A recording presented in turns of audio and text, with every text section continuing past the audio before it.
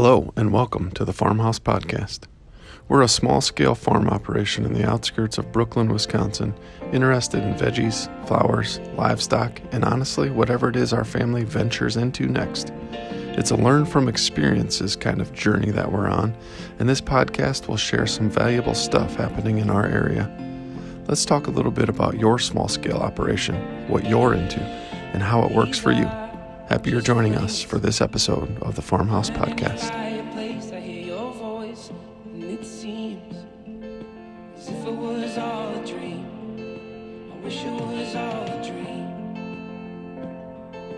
All right, what's up? Here we go.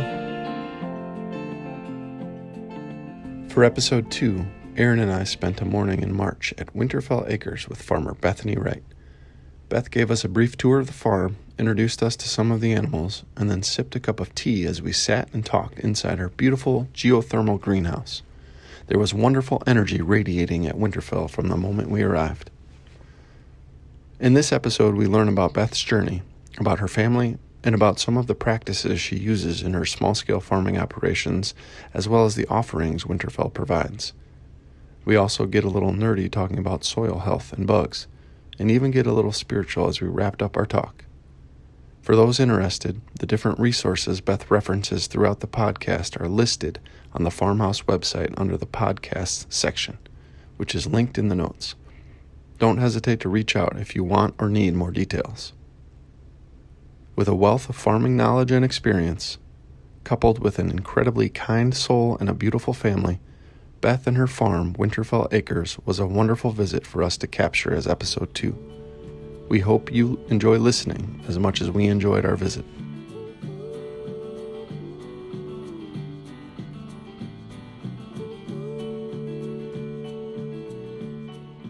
Welcome, Beth. Thanks for being a guest on the Farmhouse Podcast and welcoming us to your farm here at Winterfell Acres. Can you start by just giving us a brief overview of the farm, kind of the size, location, and also what you have here on the farm and what you have going on at the farm? Yeah, thanks for having me, Kevin. I'm happy to be on the podcast. And we are a certified organic farm just south of Madison in Brooklyn, Wisconsin. We grow a lot of different produce, mostly for our CSA, which is like a subscription box program where everything we put in the boxes is for our CSA members and grown on farm. And then we sell a lot to chefs, local chefs in Madison. And that's our primary business. We also do on-farm workshops with chicken butchering and home-scale pig butchering. We own 43 acres, but we grow all the vegetables on just 1 acre and also a high tunnel and our geothermal greenhouse. We also have a 2-acre orchard that's still pretty young. We planted it like 7 years ago, so it's just kind of starting to fruit. But we do get a lot of wonderful fruit that are already producing like blueberries and raspberries and strawberries and such. And the 2 buildings that you grow in on the farm, you mentioned the high tunnel hoop and then the greenhouse. What are the sizes of those? Yeah, the high tunnel is 30 by 96, and we grow about 3 to 4 crops in each bed all year. So we're kind of really turning over the crops really quickly. So we do spring. A lot of our spring CSA share stuff goes in, is grown in there. And then we do, peak season tomatoes and cucumbers that they really love the heat in there. And then we do fall greens and spinach and chives that overwinter. So we're just kind of selling out of there. As the main restriction is harvesting when it's warm enough, because you don't want to harvest frozen greens and spinach. But then in the greenhouse, our geothermal greenhouse is 30 by 60, and it's essentially a zone 9 space. So we can grow crazy things like bananas and papaya and passion fruit and kiwi. But the 2 primary goals with the greenhouse was seedling production, like really high quality seedling production, which has been amazing compared to our old, very leaky greenhouse. And then also selling tomatoes and cucumbers and greens as much of the year as possible. Yeah, and we are sitting in that greenhouse right now. Yeah, so it's magical. A beautiful place. Beautiful. Yeah. I think March is the best time of the year to be in here. You like walk in and you can just feel the plants just putting off oxygen. And yeah. And the energy. Yeah. I feel like you feel it's really wonderful. In the summer, you really want to spend as little time in here as possible. But often it's actually cooler in here than it is outside because of the geothermal system, because we're drawing in air from outside and it goes through the whole ground geothermal system, and then it tends to be a little bit cooler. Yeah. And just as far as the operations here, you had mentioned earlier when we were talking some employees, and then we can also hear the dogs kind of barking. Yeah. Yeah. So, okay. So I'll start with the family too. My husband and I, we've been here for 7 years. We bought the land in 2016. And it was just a hay field. And so we built everything, and he left his job in June 2022, right? Yeah, June 2022. And since then, we've just been on farm with our daughter, our 4-year-old daughter, and we have another one on the way in 4 weeks.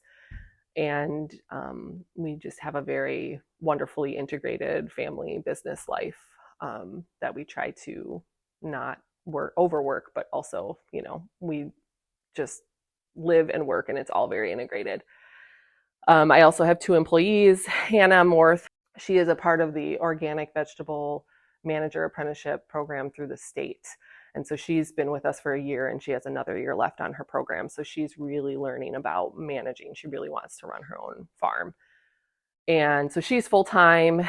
And then my other employee, Julie, is 3 days a week, and she also does cut flowers, and she's worked in the farming industry, in the local Madison food industry, growing food for many years and such. So she has a lot of wonderful experience, and just both are wonderful women, and we all get along so well, and I'm really lucky to have them.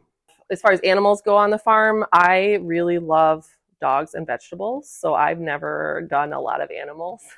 I just prefer plants for the most part. But my husband is very, very into raising meat sustainably. So we have egg layers, about 40 egg layer chickens, and then we do anywhere from 100 to 400 pastured organic meat birds every year. And then he does 2 to 4 pigs a year, raises 2 to 4 pigs a year, where we're butchering them on farm as a workshop for people to learn about butchering on farm. And we do it the old style way. So we're curing a lot of the meat. We freeze maybe less than half of the meat that we're getting from those pigs. And, doing it the old style way of, we're not skinning the pig, we're scalding and scraping. And then as far as like family animals, we have one deathly cat who's like a death machine. He just eats. I mean, we have no rodent problems since we've got him. Very supple. Yeah, he is. Well fed. He's gorgeous. He is a gorgeous death machine. And I'm not a cat person, but my husband is a little bit more, even though he's allergic to them. So he's just an outdoor cat, but he does all of the mousing for us, and he's very good at it. And then we have 2 older Great Pyrenees that live with the chickens pretty much full time, and which we haven't had any predator issues because of them, they're amazing animals to work with. And then we just got a puppy, which is not a great time to get a puppy when you're about to have a baby, but we already had all the setup for it. So it was and I said to Travis, if you want to do, you own most of it, I'm totally open to that. Can you share a little bit about your journey and kind of how you ended up doing what you're doing? Yeah, I was really lucky from a really young age, a late high school. I knew I wanted to farm. I didn't know how or in what capacity. I didn't even know really. I had only had a few gardens growing up. But I just knew that I wanted to make a difference in the world through my work. And that felt like growing food sustainably and feeding people really good food was the right way to do that, especially because I love eating good food. And so I went to college, kind of did the normal, go to college. I got a scholarship to play softball, just did what, you do. You don't really question it. And had one of those, it must have been my freshman year, first semester, just a complete breakdown of why am I choosing to do this? This doesn't feel aligned at all. And so it took me a little bit of time to just try to re-angle my life. And I ended up getting a internship on an organic, I'd call it an organic farmette. We were probably growing on like a third of an acre. And Sister Lucy Slinger, it was at a retirement home for nuns. The nuns, because the school I went to at that time had was run by Franciscan sisters who were constantly in prayer. Like they had been in prayer, they've been in prayer for like 100 years. Like nobody stopped praying there, which is really beautiful. And I'm not Christian. I mean, my mom's a pastor, but I'm not Christian, but it was still really powerful to be able to work and grow food for those women. And we grew. Sister Lucy would always track how much we grew, and we grew just like I think it was like 10,000 pounds of food off like a third of an acre, and that was really cool to learn. And it was a very good introduction into growing food at a larger scale than just a garden scale, even though we were just supplementing in their kitchen, in the sisters' kitchen. So that was where I fell in love with growing food. And I had decided to transfer to UW because it felt like they had a program. Nobody really had a program for sustainable agriculture. UW-Madison was just starting to develop that. And so I had half a degree in, because I was planning on being a therapist. I had half a degree in psych slash sociology. And so I just finished my degree in rural sociology, which is, I don't know, there's some farming stuff there, but it gave me enough leeway to take botany, to take soil science. So I kind of made my own degree. And it was at that time that I got an internship at what was then just MACSAC. Now it's called Fair Share CSA Coalition. And I learned about CSA and how you can people will pay me minimum wage to learn how to farm on their CSA farms. And so that's kind of what I did. That's what I did for a few years, and managed for one farm, and he gave me like an acre to grow in 2014. So I started growing my own CSA, and it was just this really tiny, like 20-person CSA that at that time we also owned a CrossFit gym. So I was, most of my members were CrossFit gym members and from our gym. And it was just a really easy way to start and still be making an income working, managing for him. So then the next year I just, I found land that I could rent on an organic dairy farm in Blanchardville. So just kind of 20 or 30 minutes west of here. I grew on a ridge top, and I had dairy cows eating my produce all the time because they would get into my field. I remember calling Travis bawling because I was about to harvest chard for the CSA. I had 60 members in 2015, that first year I was at the dairy farm, and there was no chard left because all the cows had eaten it. And I was just bawling to him, and it was good. I was so happy that people really stuck with me. I have a lot of members who are still with me from that first year. And so when we bought this land that we're on, that it really felt like the land called us, I also feel like the land really called Hannah and Julie to be here too. Because I've never tried to hire anybody. I've never put out an ad for hiring people. It's just it feels they've just come to me through the land, which normally, well, not normally, but when I started, I thought it would just be me.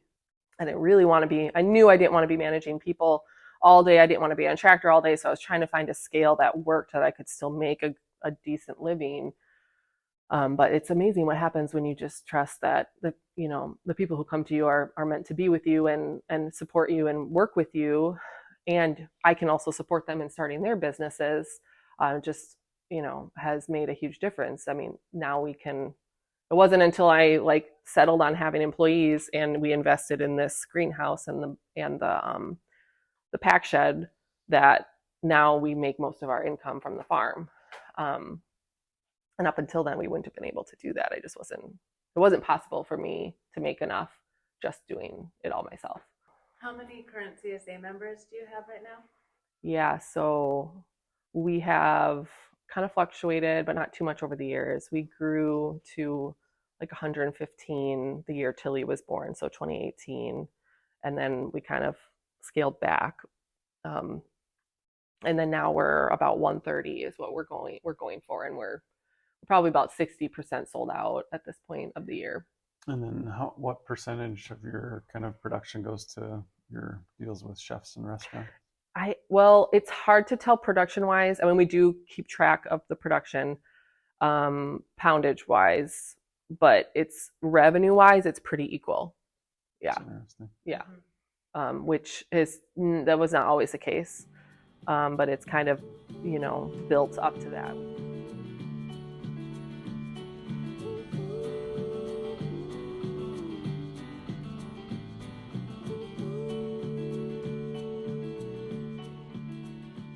Okay, just to transition a little bit about what is growing on the farm, how do you kind of plan crops and which vegetables you grow? Are there staples that you kind of stick to for your CSAs and chefs, or you like one-offs and kind of try experimental stuff to see how your CSA members enjoy that? That is such a good question, and I'm smirking because you do the best you can to plan, and then in the moment something doesn't feel, or something feels like we can fit something in, we're going to do it. So basically every year we do a really in-depth crop plan, and it is a lot of work to do in just a few weeks at the time of the year where you don't really want to be working that much, like pretty much during the holidays.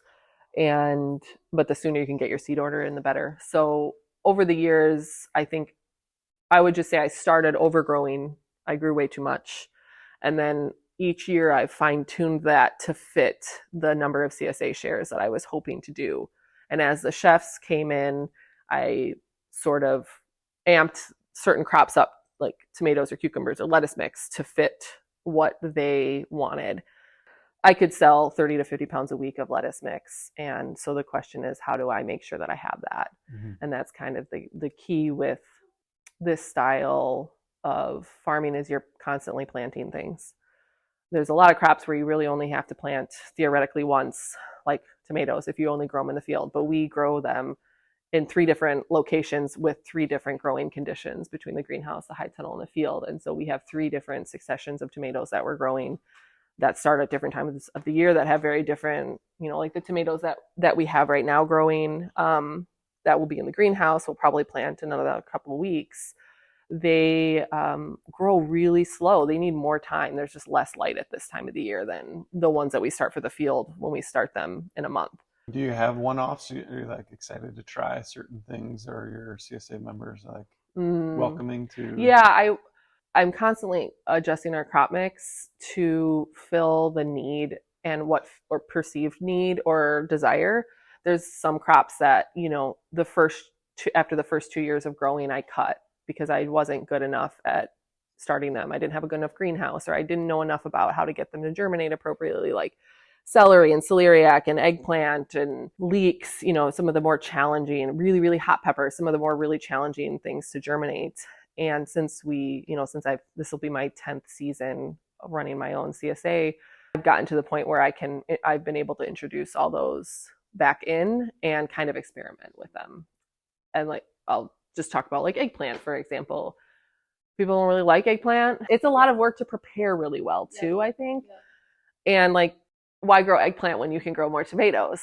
And you only have, with this tight of a crop rotation as we have, you're making more money with tomatoes. Mm-hmm. I'm getting more joy out of growing tomatoes. So we grew a fair bit of eggplant last year. I just said, well, let's just do it and see, we'll grow the long Asian ones, mm-hmm. and see how they sell. And they don't sell great. They don't store great. And the CSA members, I feel like the CSA members are kind of lukewarm about them. They're usually one of those crops in the end of year survey that they're like, we could go without eggplant. They look really cool. They do look cool.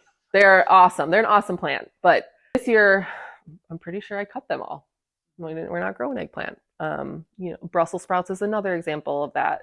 They take up so much space. They take up so much space, and you get very low yield. So on the capacity that we're growing, I need to, I can make more money. We can produce more kale in the same crop family than Brussels sprouts.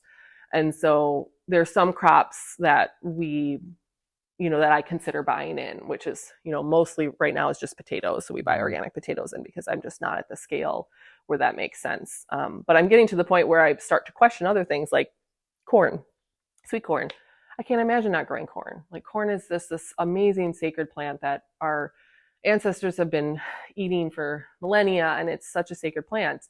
And it takes up a lot of space, and we get like maybe 1,000 years off one of our plots, and that's kind of hard to look at. But I'm not growing food just for the money too, so I'm not going to cut that. I'm just going to find a way. Can I grow radishes underneath after we transplant the corn? Can I grow, a cover crop under there? Can we kind of like, how can we optimize that so that it's like a little bit more worth it, and we get to still grow the crops that we really want to grow?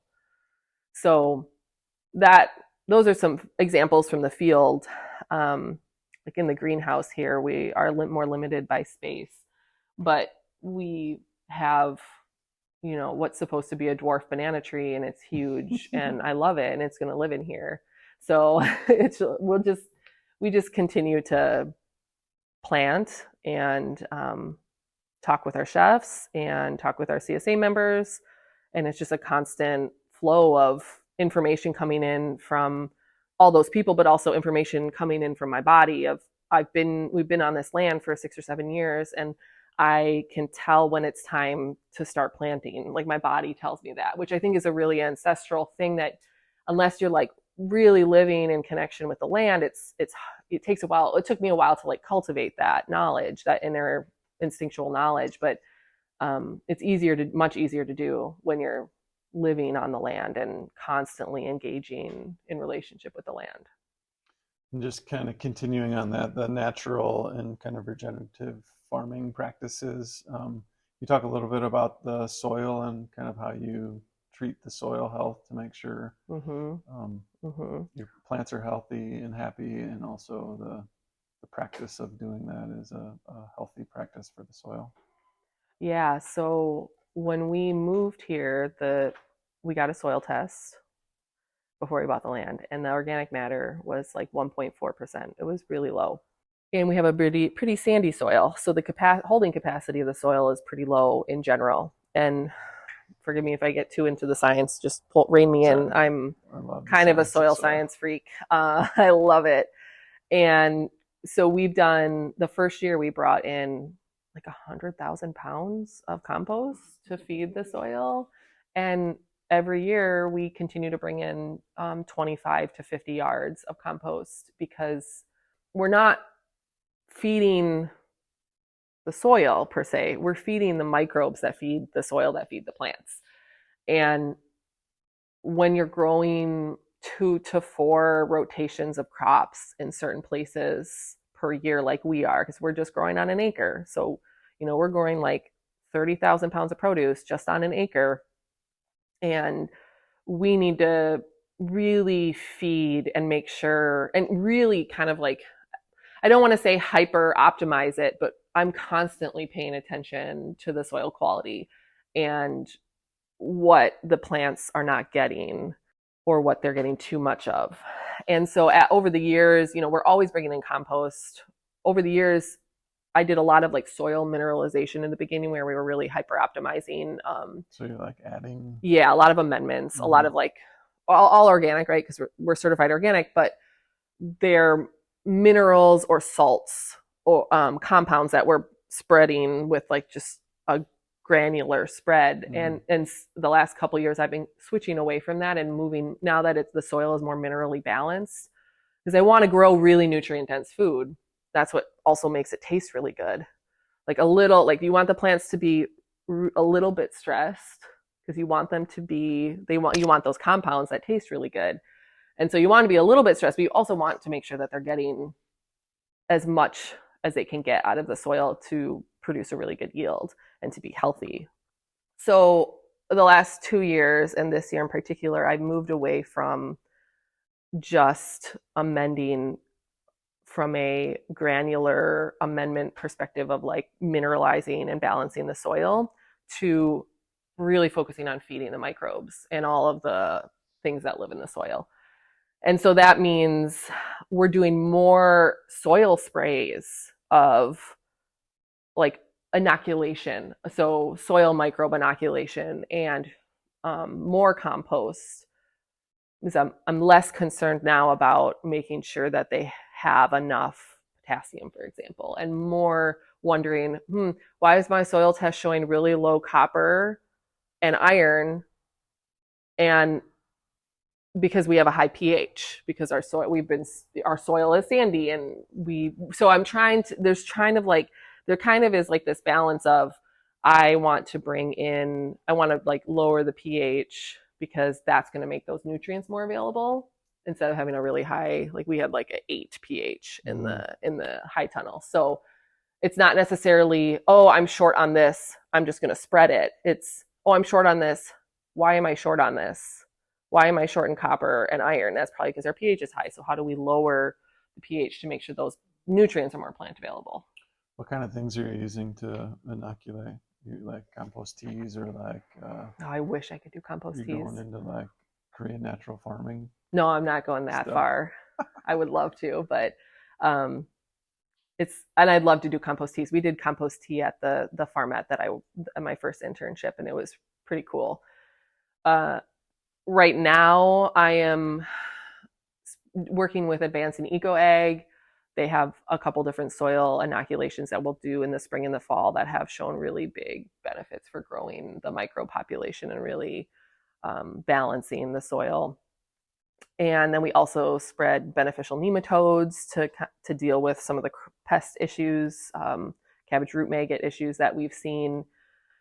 And then every other week we're doing a beneficial, more of a foliar spray on the plants, which is effective microbes, beneficial effective microbes, fish emulsion, liquid humates, that kind of thing. If we need to add in, like if we're seeing a lot of cabbage loopers, we'll add in the organic BT. But, we really are trying to focus on growing plants that are healthy and that they can more defend themselves from the pests. Yeah. Like I've noticed in here in the greenhouse, we have that last year, I thought we would have our first year in here off of any pests. It was like this time last year that we had a huge aphid infestation. I was like, where are you coming from? They're everywhere. I'm just like, how are you in here? I thought I would get a year off. I got a year off in the high tunnel the first year we built that. And it's really interesting because I spread lacewing eggs bi-weekly in here and in the high tunnel. And I wish I could do ladybugs, but those ladybugs and lacewings will eat the aphids. And ladybugs, I think there's a supply chain issue with ladybugs. But what I'm noticing this spring is we have way more predators in here. And so the aphids are like significantly reduced. So that's the other aspect of the soil health and plant health too, is you have to have spaces for the predators, the predator bugs. And a lot of that has to do with not monocropping and growing things like this alyssum that we have growing like crazy here.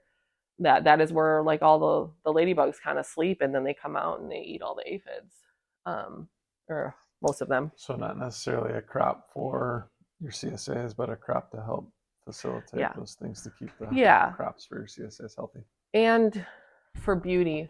The other thing about having a lot of beneficial insect habitat is it's not just for the insects, it's for the birds and the animals and all. We want a whole organism here. We're not just growing food to grow food. We're trying to cultivate taking what was a hayfield, a monoculture of hayfield, and cultivate this really diverse space that feeds the land and feeds the life and feeds us. And it's gorgeous too. Our hedgerows they're young, but they're getting there and they're beautiful. So it's just another aspect, a really important aspect of farming in this regenerative way. It's never just about the money or about growing a lot of food. It's a whole lifestyle. And creating, what you have here is just kind of beautiful, not just for you and your family, but also for Yeah, people who drive by. Yeah, well, and the land and our earth Yeah. and just everything, Yeah. how active things are, from the microbes in the soil to the Mhm. birds and animals that kind of benefit from it too. Very diverse space. Yeah.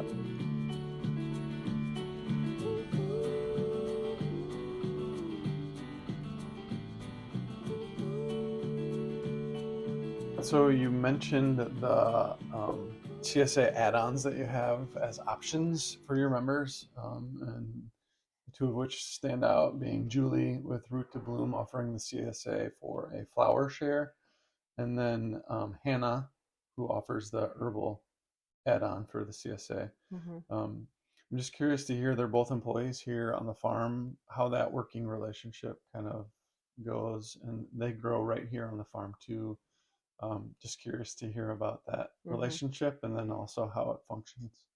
Yeah, so I am really lucky that the farm that I managed for about 12 years ago, basically I was able to just borrow and use some of their land to grow my own CSA, even though he was running a 250 member CSA. And there's just a lot of collaboration within the community, the CSA community specifically in the Madison area. That's just really, really sweet. And you don't see it in other industries.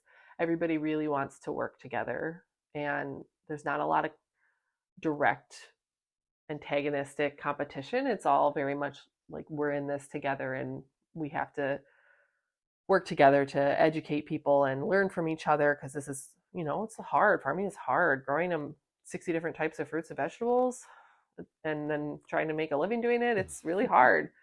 And it's never boring. And I would say Fair Share CSA Coalition is such a big part of that, because we have a group of like 50 farms that are all part of the coalition, and we're all they're marketing for us and with us, and it's just very collaborative. And so coming from that background of where we do better together when we all work together, when Julie came to me, when we both met each other, we weren't really sure like why we came together, but it was very much serendipitous that it felt very aligned to have her. And so I offered her a job, and she wanted to grow flowers. And I was like, well, why don't you try an add-on, a CSA add-on? Like, I love doing flowers. I don't have the capacity for it. I'd love to offer it to my members.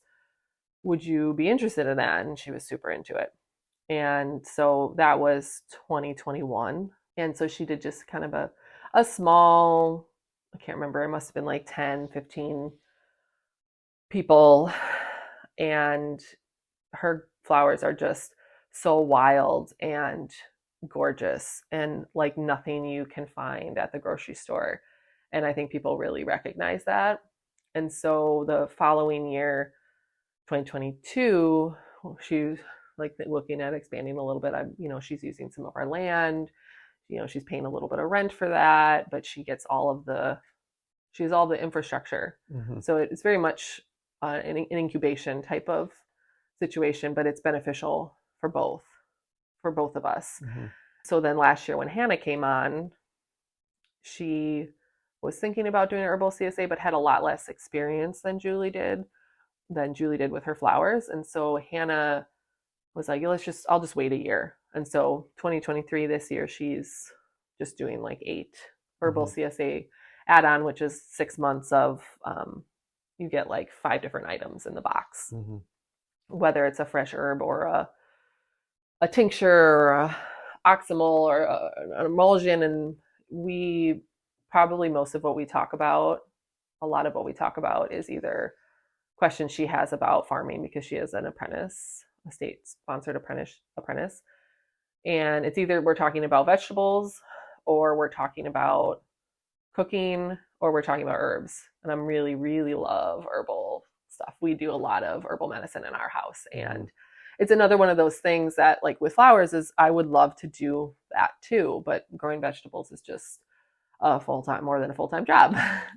So to be able to have these 2 amazing women who we work really well together, we respect each other, we're all interested in very similar things, and I can help incubate them and help them start their business, feels very much like a paying it forward sort of situation. So they have access to the greenhouse. They can start whatever they want in the greenhouse. They have packing supplies. They can use the coolers. We'll use on my delivery route and my delivery driver. And so I'm kind of housing them within the farm, and everything, while they're not certified organic, everything could be if they chose to be certified organic at some point, just because our whole farm is certified. So those are the two add-ons that are from other people that have come to the farm. The other thing that I'll say about one of our other add-ons is the pastured fresh chicken CSA. Which my husband, this is his first year doing it as a CSA option, so you can choose between 1 and 4 chickens per month. But so we're doing a couple weird things that I think are hard for people to understand and hard to market. Really, it's hard to market about it. So the chickens are certified organic, they're pastured, they are a heritage breed, so they take longer to grow, and he's butchering on farm monthly. So when you pick up your chicken CSA, it's fresh, it's never been frozen, which not a lot of people have experienced fresh meat that's never been frozen because of the way our supply chains work and with grocery stores and such. So that is a big opportunity for people to experience amazing chicken.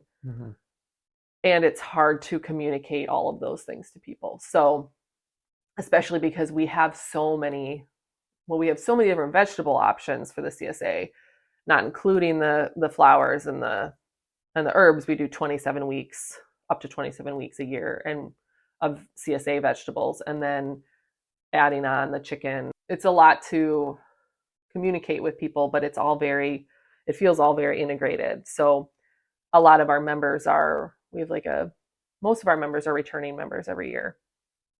And so every year I feel like people try new things and expand and maybe get a larger share. Awesome that you're kind of paying it forward to kind of continue to develop this small scale farming. Yeah. As people are interested and want to learn more about it, when they have the hands-on kind of opportunity to do it at your place with somebody that they can kind of talk to about showing them the ropes on this and that, and also have resources that they can use with your greenhouse and starting seeds and and me as a resource. That's a big part of it too, is like there's the knowledge to 12 years of growing experience. But I would just say, to kind of close that conversation, is the land seems to really want more people here. And we do need more people on the land. And so anything I can do, even though I'm very introverted, like obviously I'm a farmer and I did it all by myself for like 7 years, mostly by myself for 7 years, I really feels like the land keeps bringing people to us. And I don't think that's just our land. I think that's in general, we need more people growing in. So anything I can do to support that is really important to me.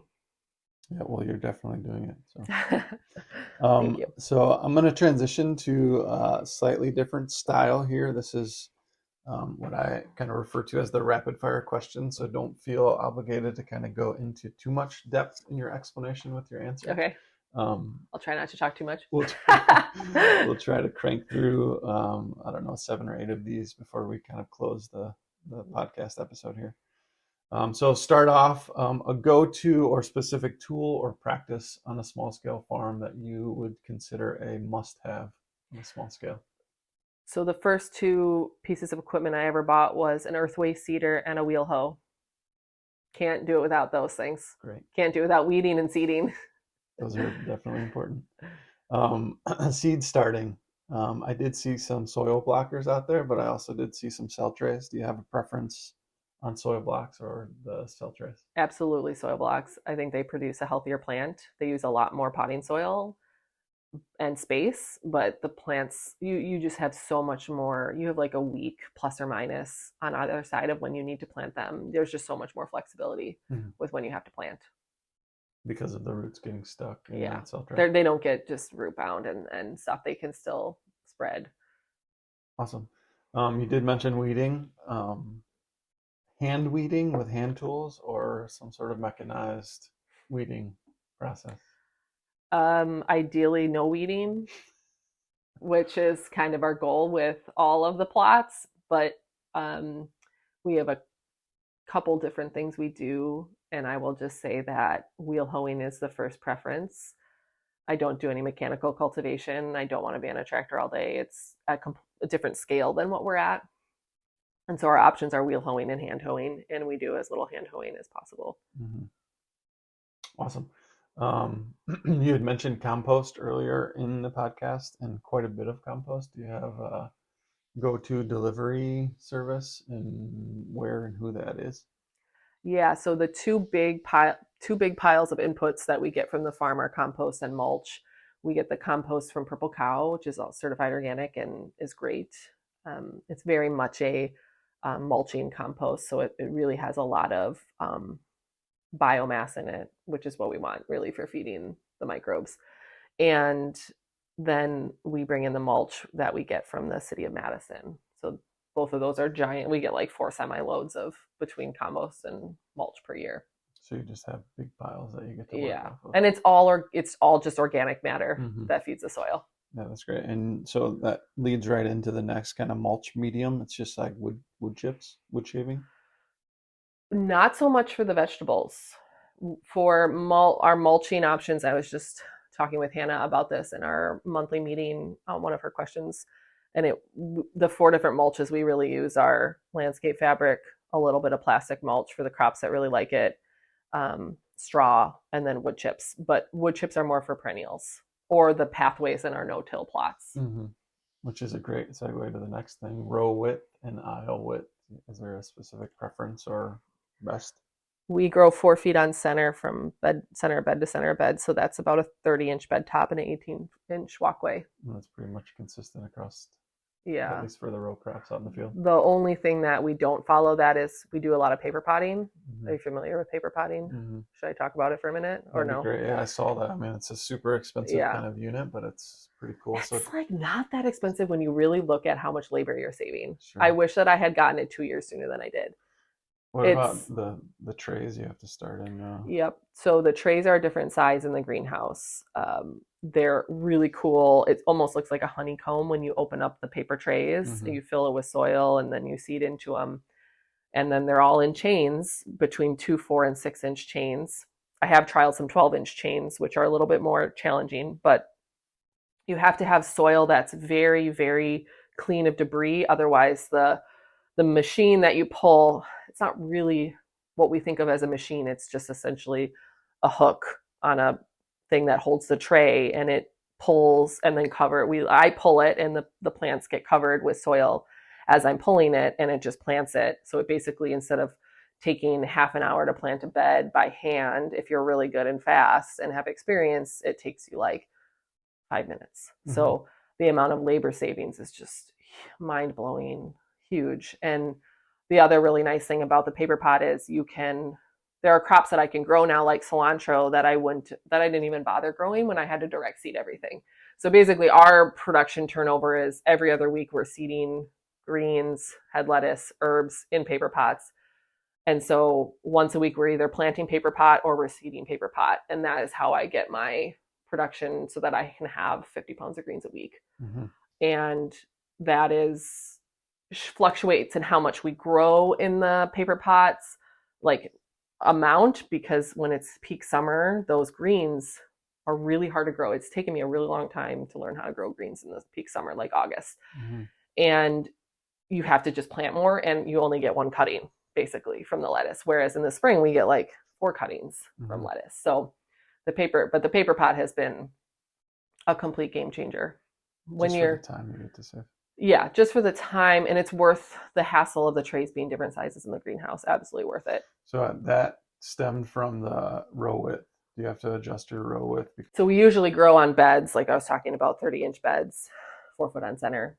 But with the paper pot, because we're trying to just pack everything in, we just grow 10 to 12 inches between rows through the whole plot. And just walk right through the rows. Yeah, so we're just wheel hoeing in between, and we're growing, and who cares about, like, those are the plots that we do till 2 to 3 times a year. Whereas we have lots of plots in which we only till once or none.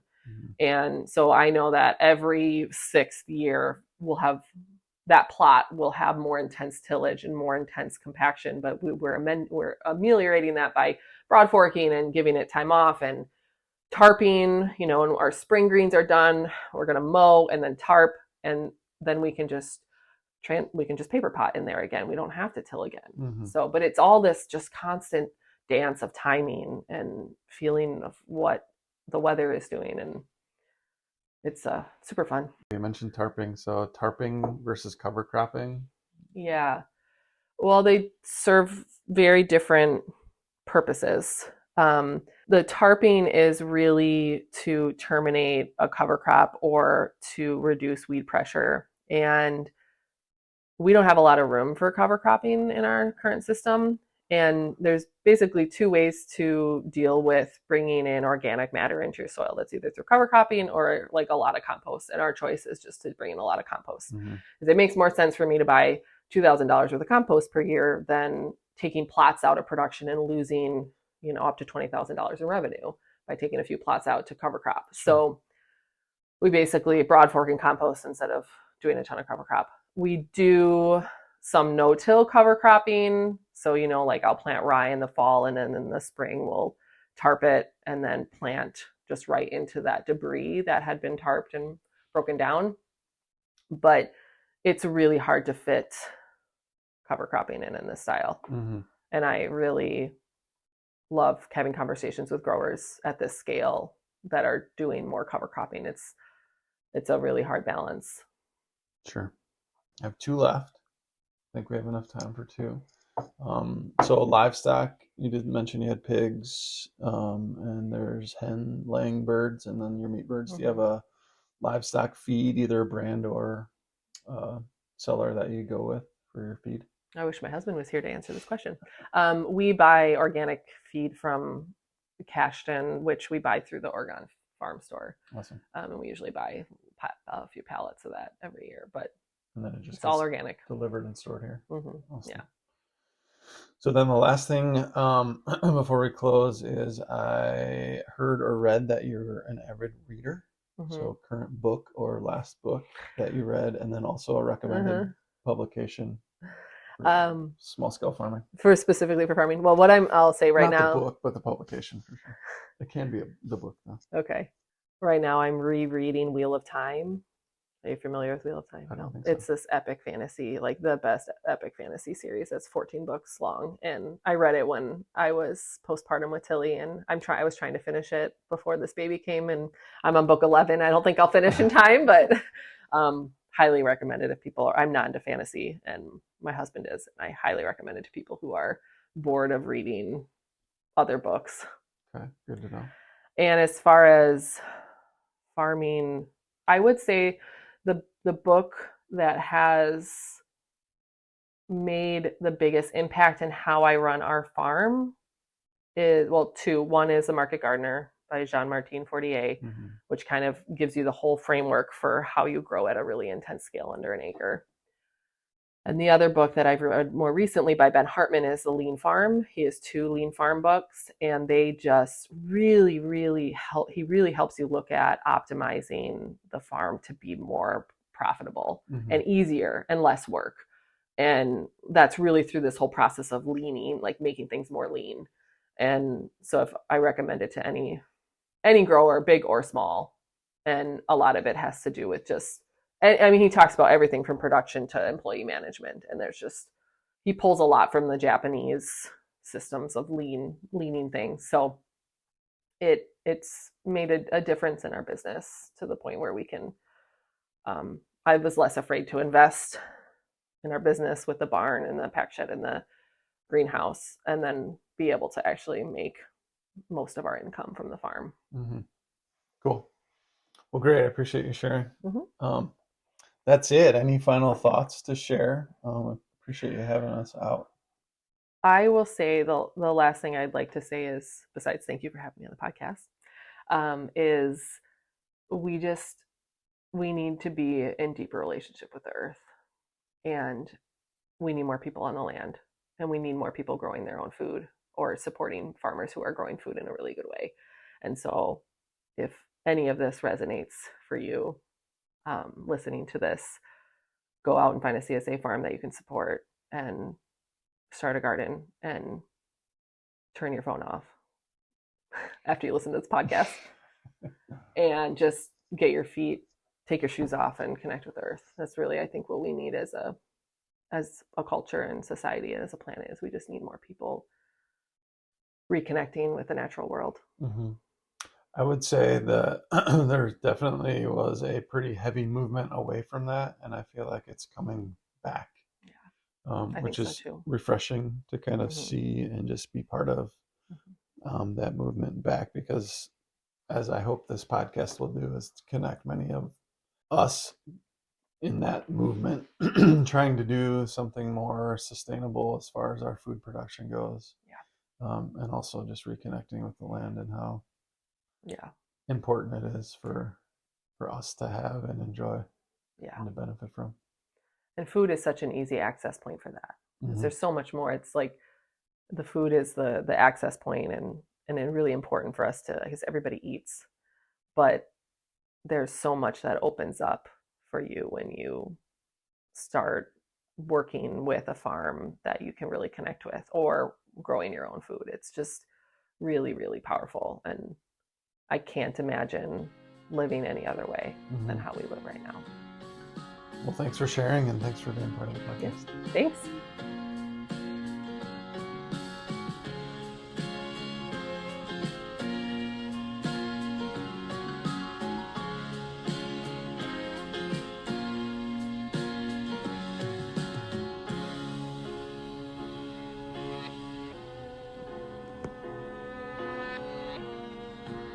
Hope you enjoyed this episode and got a few takeaways from it.